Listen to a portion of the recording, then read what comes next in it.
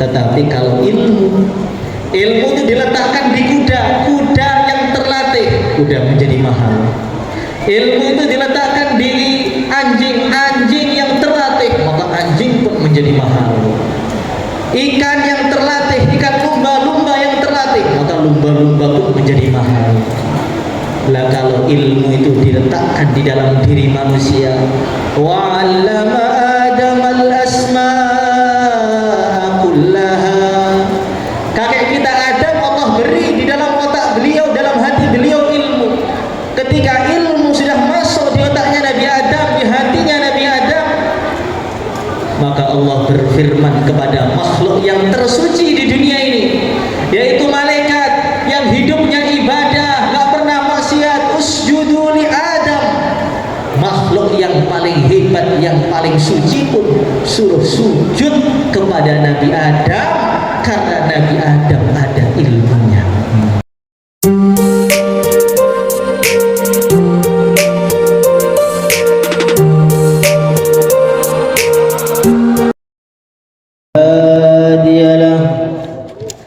أشهد أن لا إله إلا الله وحده لا شريك له وأشهد أن سيدنا ومولانا وحبيبنا محمدا عبده ورسوله اللهم صل وسلم وبارك على سيدنا محمد قبل كل كلام اللهم صل على سيدنا محمد عند كل كلام.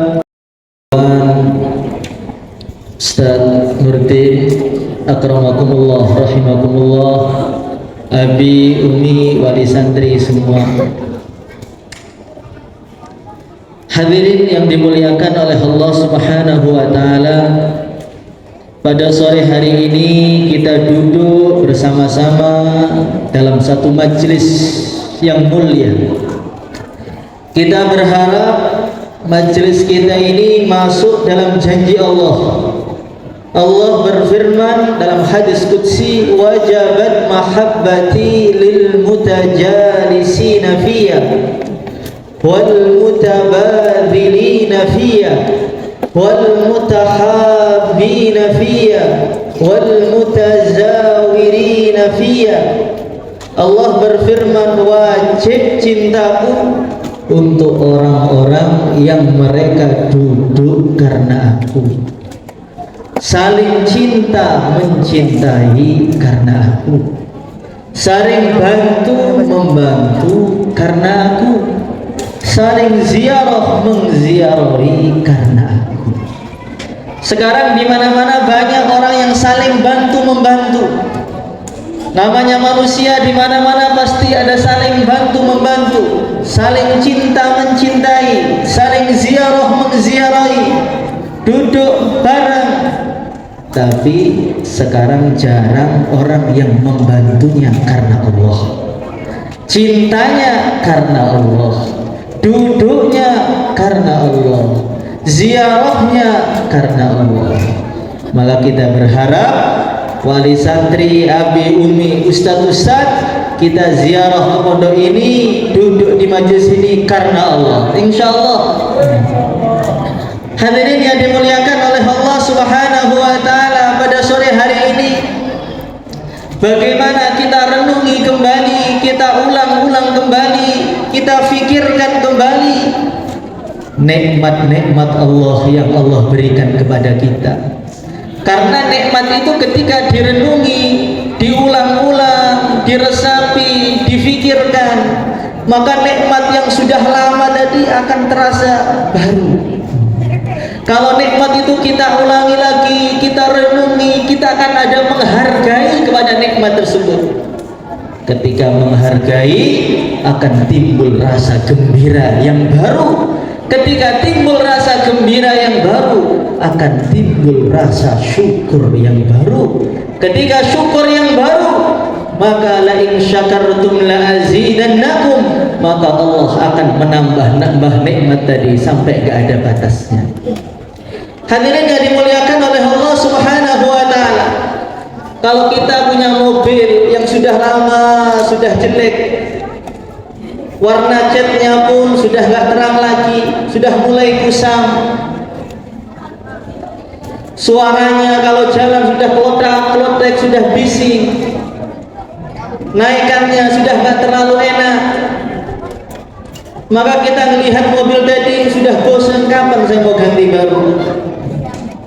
Tapi kalau kita renungi, Masya Allah, ini mobil nikmat besar yang Allah berikan kepada saya. Jutaan manusia di dunia ini nggak punya mobil. Mereka kalau hajat-hajatnya safar, pergi harus kena panas, kena hujan. Allah berikan mobil kepada saya sehingga saya bisa pergi kemana saja tanpa kena panas. Maka mobil yang sudah usang tadi tampak berharga. Ketika tampak berharga, akhirnya ada gembira, alhamdulillah, ini mobil Allah berikan kepada saya di saat banyak orang yang tidak punya mobil di dunia ini. Akhirnya syukur, alhamdulillah, Rabbil alamin, segala puji bagi Allah Subhanahu wa taala. Maka timbullah syukur yang baru, gembira yang baru, akhirnya pahalanya datang, pahala yang baru. Maka nikmat-nikmat yang lama-lama ini kita renungi kembali. Seorang bapak-bapak melihat istrinya yang sudah umurnya 50 tahun. Kita renungi, Masya Allah, istri yang sudah mulai keriput tadi. Ini istri saya, ini istri yang istimewa. Dia ini orang yang istimewa sebab dia berapa puluh, bahkan berapa ratus, bahkan berapa ribu kemaksiatan yang gagal datang kepada saya gara-gara istri saya ini. Istri saya ini siap mengorbankan nyawanya berkali-kali demi mengeluarkan anak saya. Maka melihat istri yang tua, akhirnya cintanya menjadi cinta yang baru, seakan-akan pengantin baru malam pertama. Insya Allah. Tapi kalau melihat istrinya, aduh, ini sudah barang lama ini. Ini sudah keluaran tahun 75 ini, pengen nyari yang 2005. Akhirnya melihat istrinya nggak cinta karena tidak merenungi kehebatan dan keistimewaan istrinya.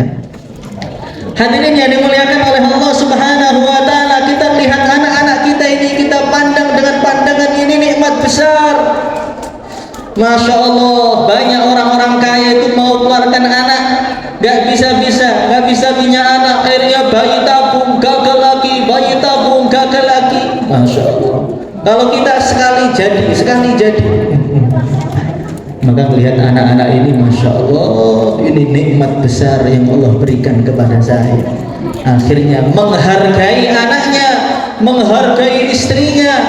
Akhirnya timbul rasa gembira, syukur yang baru. La in syakartum la azidannakum wa la in kafartum inna adzabi lasyadid. Hadirin yang dimuliakan oleh Allah Subhanahu wa taala, ada satu nikmat yang besar yang hari ini Allah berikan kepada kita, yaitu anak-anak kita hari ini masuk ke satu sekolahan pesantren. Di situ akan dipelajari ilmu-ilmunya Allah Subhanahu wa taala, akan belajar firman Allah, akan belajar sabda-sabda Nabi, akan belajar bagaimana kehidupan orang-orang soleh. Ini nikmat yang besar sekali. Ilmu itu diletakkan dimanapun akan menjadikan perkara tersebut menjadi istimewa. Sekarang kita tahu keistimewaannya kuda. Kuda yang mahal, kuda yang berwarna hitam, yang di jidatnya ada putihnya, kakinya ada putihnya, 3 kakinya putih, kaki yang satu sewarna dengan warna kudanya. Ini kuda yang mahal, keistimewaan kuda. Tapi kalau keistimewaan kuda ini diletakkan di manusia, manusia di sini ada putihnya, di hidungnya ada putihnya, kakinya ada putihnya, maka manusia tadi menjadi manusia belang, menjadi manusia cacat. Keistimewaan kuda jika diletakkan di manusia bukan menjadi keistimewaan, tapi menjadi kehinaan. Dulu ada ikan lohan, kita tahu ikan lohan zaman dulu. Kalau anak-anak sekarang nggak tahu. Ikan lohan itu yang mahal, yang ada tulisan Cinanya situ, kemudian kepalanya nongol ke depan. Itu keistimewaan bagi ikan lohan. Bagaimana kalau ada bapak-bapak, ibu-ibu, anak-anak, ustaz-ustaz yang kepalanya nongol ke depan, gimana? Sampai tua nggak akan laku nikah. Berarti maknanya keistimewaan ikan ketika dimasukkan di manusia menjadi kehinaan. Salah satu kehebatan keistimewaannya anjing adalah penciumannya. Anjing pelacak maka bisa harganya tuh mahal, ada yang 100 juta, ada yang 500 juta, yang bisa mencium jarak semakin jauh bisa sampai 1 miliar. Gimana kira-kira ketika penciuman anjing tadi diberikan kepada manusia? Menjadi tersiksa dia, nggak bisa tidur di mana-mana. Bau, di sana bau, masuk ruangan ini bau. Tetapi kalau ilmu itu diletakkan di kuda yang terlatih, kuda menjadi mahal. Ilmu itu diletakkan di anjing yang terlatih, maka anjing pun menjadi mahal.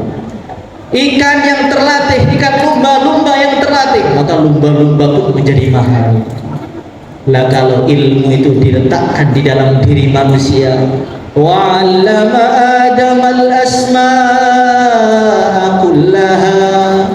Kakek kita Adam, Allah beri di dalam otak beliau, dalam hati beliau ilmu.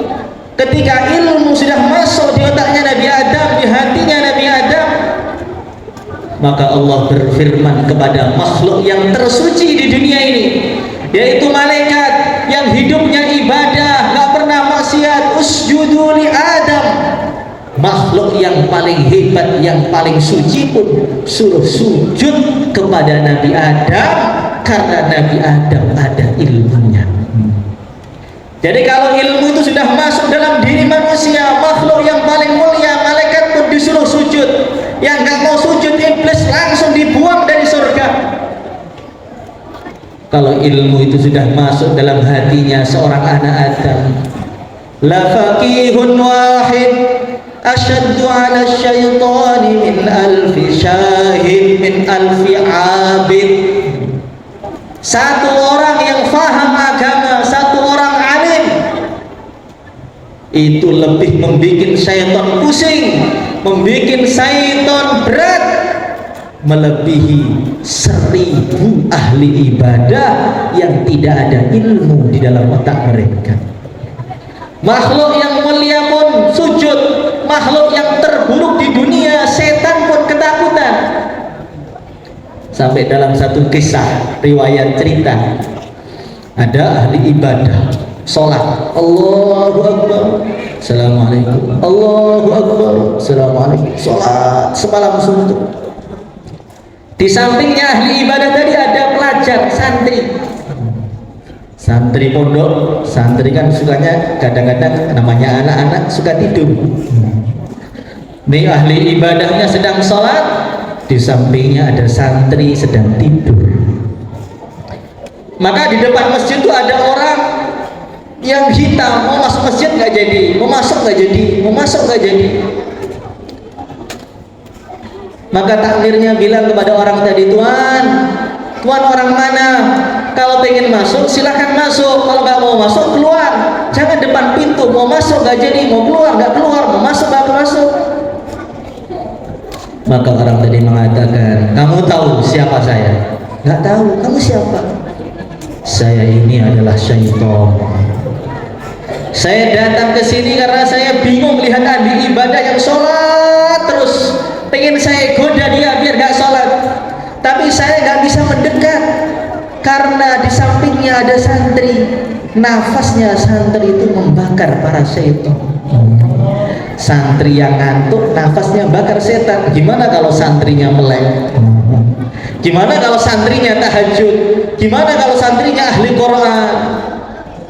Maka maknanya ilmu agama itu ketika dimasukkan dalam hatinya anak Adam, derajatnya yarfa'illahu alladhina amanu minkum, langsung derajatnya begitu tinggi. Orang ahli ahli ibadah itu hebat. Orang bisa ibadah itu hebat, tapi kalau yang ibadah itu ahli ilmu lebih hebat lagi. Ilmu ketika dimasukkan dalam ahli ibadah, Nabi mengatakan salatun min alimin zahid khairun min ibadatil muta'abbidin ila akhirid dahr. Raq'atani min alimin zahid khairun min ibadatil muta'abbidin ila akhirid dahr. 2 rakaat dari orang yang zuhud, gak cinta dunia, yang dia ini alim, faham ilmu agama tapi gak cinta dunia, 2 rakaatnya itu lebih baik daripada sholatnya ahli ibadah yang tanpa ilmu sampai gak ada batasnya, sampai hari kiamat. Jadi ilmu agama itu kalau diletakkan dimanapun menjadi istimewa.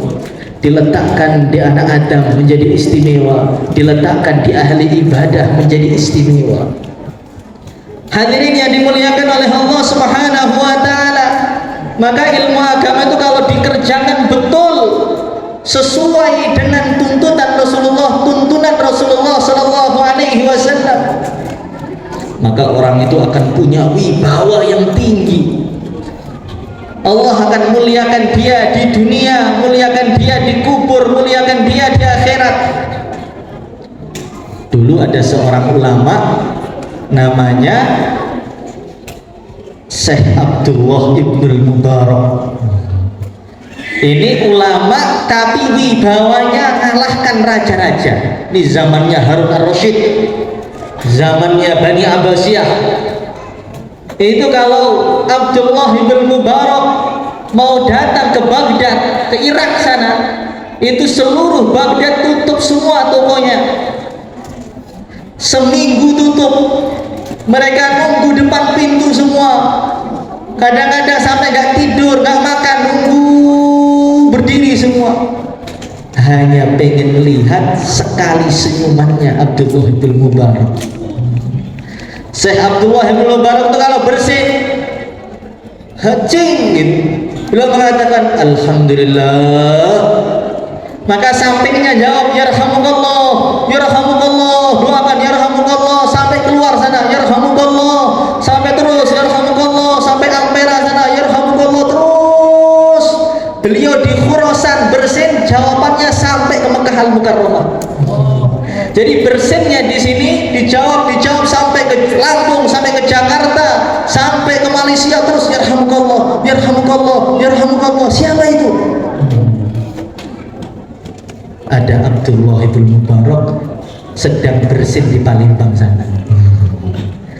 Maka sekali bersin itu kerajaan Harun ar-Rasyid itu seakan-akan goncang. Kenapa goncang? Karena tugasnya berantakan. Yarhamukallah, yarhamukallah. Sampai pengawalnya Harun ar-Rasyid mengatakan yarhamukallah. Harun ar-Rasyid tanya, siapa yang bersin? Yang bersin Tuan Abdullah bin Mubarak di negaranya yang jauhnya 5.000 km dari sini. Maka istrinya Harun ar-Rasyid namanya Zubaidah itu cemburunya luar biasa dengan Abdullah bin Mubarak tadi. Beliau mengatakan, Tuan, yang raja itu kamu apa Ibn Mubarak itu? Presidennya kan kamu. Tapi kenapa lebih wibawa dia, lebih terkenal dia, lebih dicintai dia? Maka Sultan Harun ar-Rasyid mengatakan, saya ini memegang kuasa, yaitu saya pegang jasad-jasadnya manusia, tubuhnya manusia. Tapi kalau Abdullah bin Mubarak, dia itu sudah menguasai hati-hatinya manusia. Hadirin yang dimuliakan oleh Allah Subhanahu wa taala, kalau orang itu ahli ilmu, kemudian diamalkan betul ilmunya, bukan ilmu hanya diucapkan, hanya diceramahkan, tapi ilmunya diamalkan betul, dimanapun dia akan mulia. Imam Bukhari radhiyallahu taala anhu, kalau beliau mengisi ngaji Bukharinya, maka yang hadir sampai 70.000 orang, raja-raja, presiden-presiden, gubernur-gubernur duduk semua depan Imam Bukhari karena nggak berani mengundang Imam Bukhari. Kalau pengen datang, ya datang di majelisnya, nggak undang, nggak menerima undangan. Jadi nggak ada ustadz undangan. Kalau pengen dengar harus datang ke pesantrennya. Itu Imam Bukhari. Zaman orang-orang ahli ilmu itu betul-betul megang ilmunya. Maka sempat di Bukhara sana khalifahnya mengatakan, Bukhari, saya pengen kamu bikin majelis di istana biar anak-anak saya dengarkan keterangan kamu. Maka Imam Bukhari mengatakan, ilmu agama itu didatangi, bukan mendatangi. Kalau kamu mau tuan, anak tuan suruh datang di majelis saya, jangan saya suruh ke sana. Maka ngamuk gubernurnya Samarkand itu, ngamuk gubernurnya Bukhara itu, ngamuk. Imam Bukhari langsung diusir, dikeluarkan dari Bukhara. Tidak sampai 1 bulan gubernurnya ditangkap oleh khalifahnya, dipenjara sampai meninggal dunia. Jadi kalau ahli ilmu agama itu betul-betul menjaga harga Qur'annya, menjaga ilmunya betul-betul.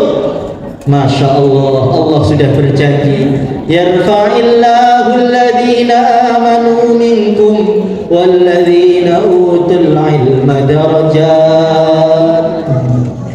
Allah berjanji akan mengangkat derajatnya orang ahli ilmu. Kalau orang itu diangkat derajatnya oleh Pak Presiden, dia tidak akan hina di negaranya.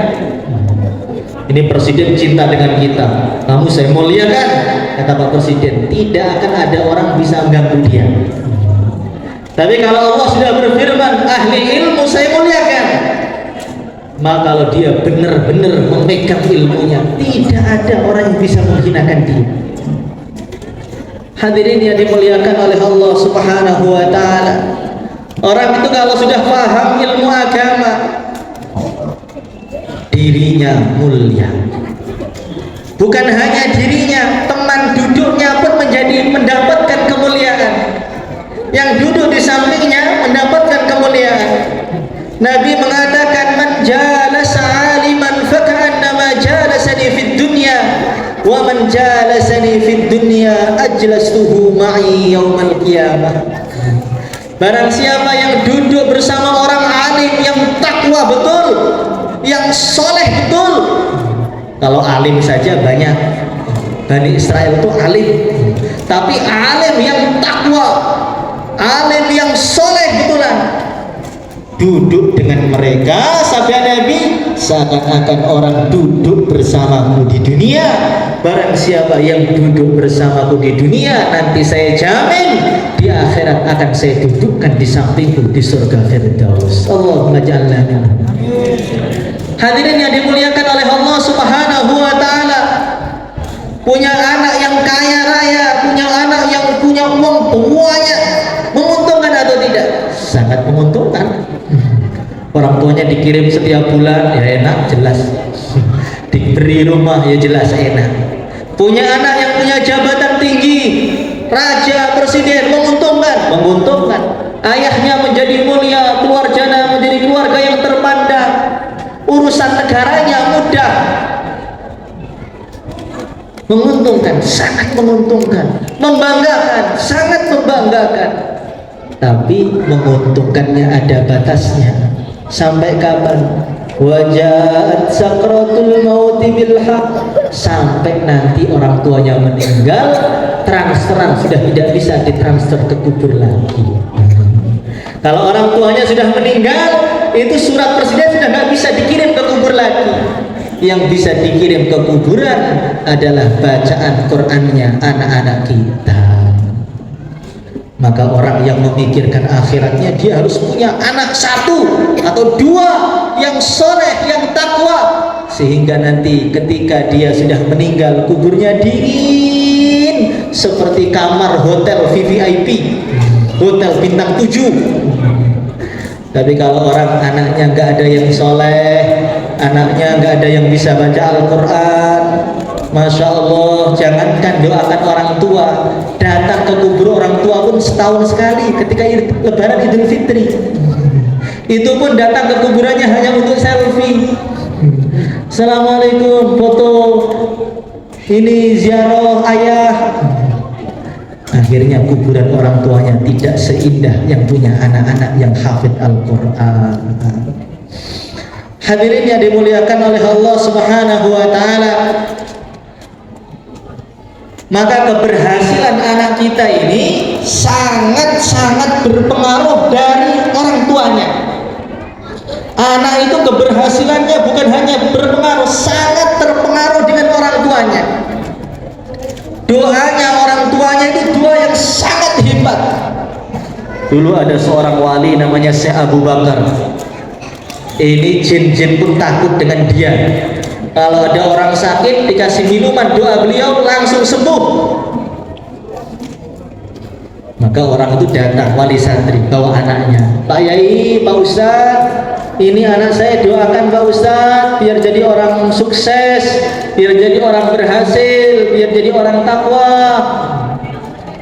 Maka Pak Kiai tadi mengatakan, doanya ulama itu penting, doanya habaib itu penting, doanya Pak Ustadz itu penting, tapi nggak ada apa-apanya dengan doanya orang tua. Doanya orang tua, apalagi ibu, itu satu doanya itu seperti orang seperti saya, kata beliau, 70 kali. Bahkan dalam banyak riwayat doanya ibu itu mendekati doanya 70 nabi. Maka ibu, orang tua kalau sedang marah dengan anaknya itu doakan yang bagus-bagus. Kamu anak yang cerdas, kamu anak yang pinter, walaupun ngamuk pinter. Jangan bilang kamu bodoh betulan nanti. Itu Imam Masjidil Haram namanya Syekh Abdul Rahman As-Sudais, yang dia ngimami Masjidil Haram dan ngimami Masjid Nabawi, namanya Imamul Haramain, mengimami dua Masjid Haram, Haram Mekah, Haram Madinah. Sekarang jadi Imamul Haramain, imamnya para imam Masjid Nabawi dan Masjid Mekah. Itu orangnya nakalnya luar biasa, nakal betul, sering jawab orang tuanya, sering diperintah itu membantah orang tuanya, sampai gak betah ibunya itu diusir dari rumah. Ketika diusir, ibunya mengatakan, pergi dari rumah, keluar, jadilah kamu pimpinan Imam Masjidil Haram. Keluar dari rumah, sekolah, sampai bacaan Qur'annya bagus, sampai akhirnya jadi pimpinan Masjidil Haram, imamnya, gara-gara ketika marah ibunya doakan bagus.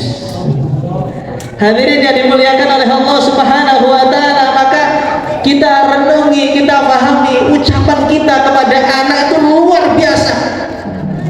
Apalagi doanya, apalagi nangisnya. Imam Bukhari yang begitu hebat itu kuburannya di Samarkand sana, berapa puluh hektar itu besarnya. Hari-hari orang ziarah ke sana. Orang yang sehebat Imam Bukhari, ternyata di balik Imam Bukhari ada ibunya yang sering nangisi Imam Bukhari. Orang-orang nggak mengenal ibunya, hanya mengenal anaknya, tapi seluruh pahalanya Imam Bukhari dikirim semua kepada ibunya. Kita baca hadis riwayat Imam Bukhari, ibunya dapat pahala. Hadis riwayat Imam Bukhari, ayahnya dapat pahala. Maka ayah yang paling beruntung, termasuk ibu yang paling beruntung di dunia, ibunya Imam Bukhari, tidur nyenyak di kuburannya karena kiriman pahala jutaan triliunan setiap hari. Hadirin yang dimuliakan oleh Allah Subhanahu wa taala, tapi kadang-kadang doa itu sekali belum makbul. Kita dengar pengajian katanya doa orang tua itu makbul. Saya doakan anak saya kok gak ada efeknya Pak ya. Anak saya gak pinter, saya doakan kok sama aja. Anak saya nakal, saya doakan kok tambah nakal.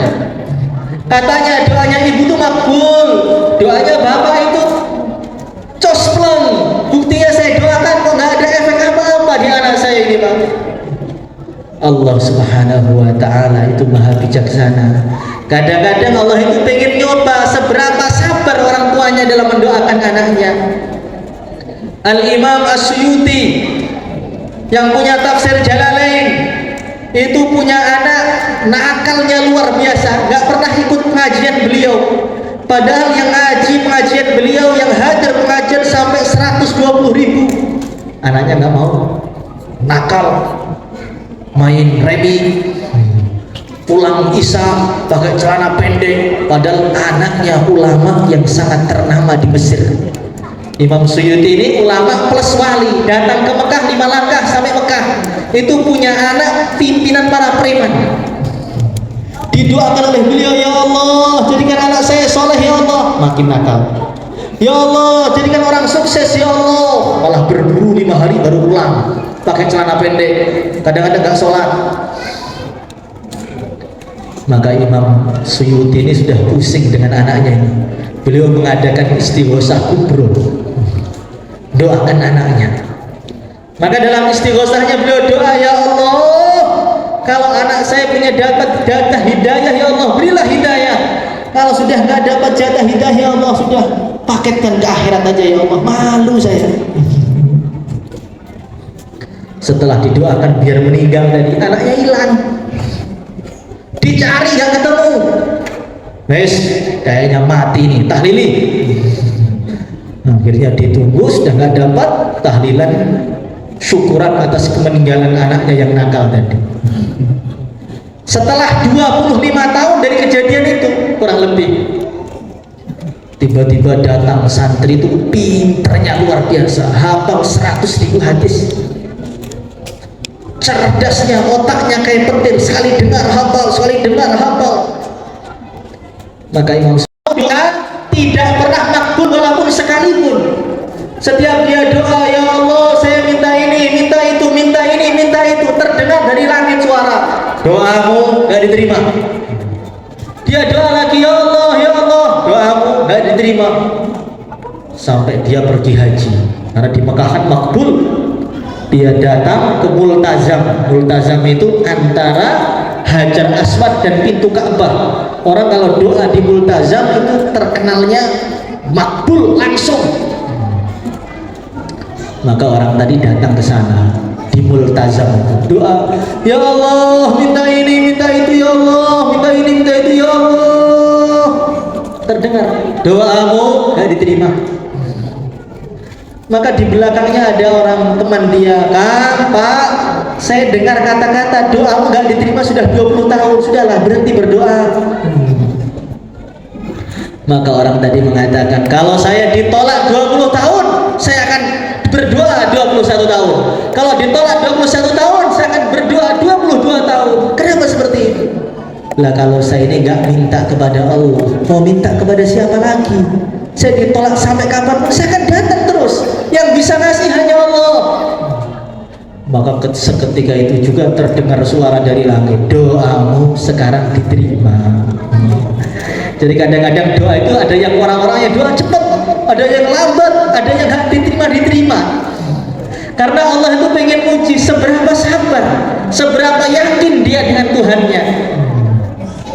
Hadirin yang dimuliakan oleh Allah Subhanahu wa Ta'ala, ada orang soleh sampai 60 tahun doa belum pernah diterima sekalipun, padahal dia tidak pernah makan haram, tidak pernah korupsi, tidak pernah maling, makannya halal terus, akhlaknya baik, tapi tidak pernah diterima doanya. Maka malaikat-malaikat datang kepada Allah, ya Allah, itu hambamu kenapa gak diterima doanya? Sholatnya baik, ibadahnya baik, zikirnya baik, akhlaknya baik, sedekahnya banyak, hajinya sudah, umrohnya sudah, makannya halal. Apa kekurangan dia sehingga gak kamu terima? Tidak kau terima selama 60 tahun ya Allah. Maka Allah berfirman, saya itu suka dengan suara dia. Nanti kalau saya kabulkan doa dia, dia nggak mau doa lagi, biarkan dia, karena saya suka mendengarkan doa dia. Jadi kadang-kadang orang yang doanya nggak diterima itu belum tahu tak diterima itu karena Allah suka mendengarkan suara kita. Maka kalau kita doa, ya Allah belum diterima, ya Allah terima, husnuzan, baik sangka kepada Allah. Oh Allah senang doa saya, maka doa lagi, doa lagi, doa lagi. Ud'uni astajib lakum, pasti dan pasti suatu ketika Allah akan kabulkan doa kita, insyaallah. Hadirin yang dimuliakan oleh Allah Subhanahu wa Ta'ala, maka orang tuanya ini harus, yang pertama harus ada selalu doakan anaknya. Yang kedua harus ada cita-cita yang tinggi dari hati orang tuanya. Allah ceritakan dalam Al-Quran, idh qalat imra'atu Imran rabbi inni nadartu laka ma fi batni muharrara fataqabbal minni innaka antas samiul alim. Ada seorang wanita namanya Hannah, istrinya Imran. Beliau mengatakan, ya Allah, yang ada dalam perut saya ini ya Allah muharrar, hanya untuk ibadah kepada Engkau ya Allah, bukan untuk yang lain. Dikatakan tidak kan? Akhirnya keluar anak perempuan namanya Maryam. Kalau terkenalnya Bunda Maria, Maryam Al-Batul. Maka Maryam itu diserahkan kepada Nabi Zakaria, dimasukkan dalam satu kamar, suruh ibadah. Pintunya kamar tadi lapis 7, Maryam. Maka dari Maryam keluarlah Isa Al-Masih yang nanti akan mimpin huru-hara akhir zaman, yang akan bunuh Dajjal. Saking kuatnya cita-citanya Maryam ini, cita-citanya Hannah, ya Allah, anak saya gunakan, saya wakafkan untuk agama ya Allah. Diterima oleh Allah. Maka anaknya itu bukan hebat di zamannya saja, sampai nanti akan hebat di akhir zaman, akan bunuh Dajjal, akan menghabisi seluruh kemungkaran di dunia, yaitu Nabi Isa alaihi salatu wassalam. Kenapa Nabi Isa itu hebat? Karena putranya Maryam. Kenapa Maryam itu hebat? Salah satunya karena cita-citanya seorang ibu. Maka kita ini ketika mondokkan anak, jangan yang penting anak saya pesantren lah, daripada di rumah pergaulan rusak, kirim pesantren aja, itu kurang cita-cita.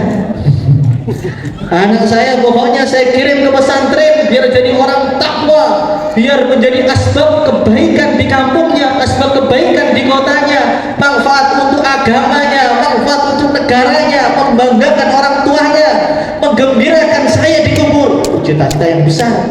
Nanti cita-cita orang tua nanti akan berpengaruh anaknya menjadi orang besar, orang istimewa. Tapi kalau cita-cita orang tuanya ya yang penting daripada nakal, kirim ke pesantren aja lah. Nanti jadinya anak daripada nakal, lumayan gitu aja. Enggak menjadi orang hebat, tidak. Orang hebat akan keluar dari cita-cita orang tua yang hebat. Maka kalau ada orang mau melahirkan kok susah, salah satu doanya apa? Hannah waladat Maryam, Maryam waladat Isa, ukhrud ayyuhal maulud bi'idni rabbil ma'bud. Hannah waladat Maryam, Hannah melahirkan Maryam, Maryam waladat Isa, Maryam melahirkan Nabi Isa. Ukhrud ayyuhal maulud, lahirlah wahai bayi, bi'idni rabbil ma'bud, dengan izinnya Tuhan yang disembah. Kita baca begitu, ibu-ibu gak perlu sesar, langsung keluar. Insya Allah. Kemarin waktu anak saya mau lahir gitu juga. Oh, antuk saya itu jam 4, setengah 4 subuh. Dibangunkan istri saya, ini perut saya sudah sakit. Nanggung subuh aja ya. Sudah sakit betul nih, gimana? Udah mau subuh, ntar lagi ya. Nggak kuat sudah. Teleponkan bidan, datang, langsung saya bacakan waliyam Hannah waladat Maryam, Maryam waladat Isa, Maryam waladat Isa, ukhrud ayyuhal maulud bi'idni rabbil ma'bud. Sekali muter langsung lahir bayinya.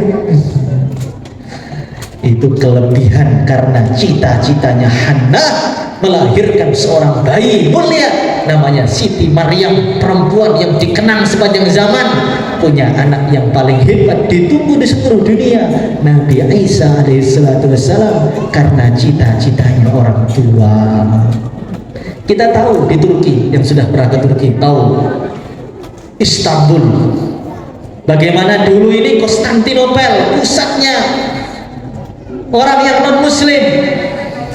Ditaklukkan Konstantin itu oleh tokoh-tokoh Islam ratusan tahun gak berhasil. Ada sahabat yang menaklukkan gak berhasil. Tokoh-tokoh Islam panglima besar Bani Umayyah gak berhasil, Bani Abbasiyah gak berhasil. Yang naklukkan Konstantin siapa? Anak muda, umurnya 21 tahun, namanya Muhammad Al-Fatih. Anak muda 21 tahun, hari ini mereka paling ngegame, Muhammad Al-Fatih 21 tahun sudah naklukkan Konstantinopel. Kenapa seperti itu? Sejak kecil, sejak belum bisa ngomong, ayahnya selalu mengatakan, wahai Muhammad, kamulah yang akan naklukkan Konstantin. Wahai Muhammad, kamulah yang akan naklukkan Konstantin. Sebelum bisa ngomong, masih umur setahun, ditunjuk, kamu yang naklukkan Konstantin, kamu yang naklukkan Konstantin. Akhirnya malaikat lewat, dimakbulkan 21 tahun, Konstantinopel berubah menjadi Islam. Sampai sekarang jadilah Istanbul yang ditaklukkan oleh anak 21 tahun yang sekarang paling suka Instagraman ini. Hadirin yang dimuliakan oleh Allah Subhanahu wa taala, jangan jauh-jauh ke sana. Kita tahu di Jawa, Indonesia, termasuk yang Islamkan itu Wali Songo, Aulia Tis'ah, Wali Songo. Itu dalam banyak riwayat Sunan Ampel yang di Surabaya itu datang ke Indonesia umurnya 19 tahun. Tapi Brawijaya, Majapahit sampai tunduk menghormati beliau. Anaknya Raden Patah dipondokkan ke pondok Sunan Ampel sampai mendirikan kerajaan namanya Kerajaan Demak. Itu karena apa? Karena doanya orang tuanya, pengen anaknya asbab hidayah. Hadirin yang dimuliakan oleh Allah Subhanahu wa taala, Imam Bukhari itu mbah-mbahnya itu bukan orang Islam. Mbah-mbahnya itu bukan wali besar, bukan. Mbah-mbahnya itu bukan tokoh Islam, bukan, bahkan non muslim. Tapi ketika ayahnya dan kakeknya itu niatnya luar biasa, jadilah orang yang istimewa. Maka ketika awal tahun ini anak kita masuk, tanamkan dalam hati, ya Allah, anak saya titipkan kepada Engkau ya Allah, jadikan dia pimpinan umat Islam. Orang melihat dia, cinta dengan dia, membanggakan orang tua. Kubur saya dingin, nanti di akhirat akan nuntun saya ke surga. Ya Allah, jadikan orang ini ya Allah, orang hebat, kita tunjuk kepalanya. Insya Allah akan jadi orang istimewa semua. Amin ya rabbal alamin. Maka kita berharap, insya Allah kita berharap pada Allah, semoga semua anaknya, putra putri kita yang hadir di majelis ini menjadi orang yang sukses semua, orang yang mengharumkan nama agamanya, mengharumkan bangsanya, mengharumkan nama orang tuanya, melihat mereka seluruh penyakit hilang. Jangan melihat anaknya malah sampai orang tuanya stroke. Sekarang banyak saking anaknya nakal itu bapaknya melihat sedih sampai stroke. Tapi kalau anaknya soleh, melihat anaknya stroke pun hilang. Gembirakan di dunia, gembirakan di akhirat. Allahumma amin. Al-Fatihah.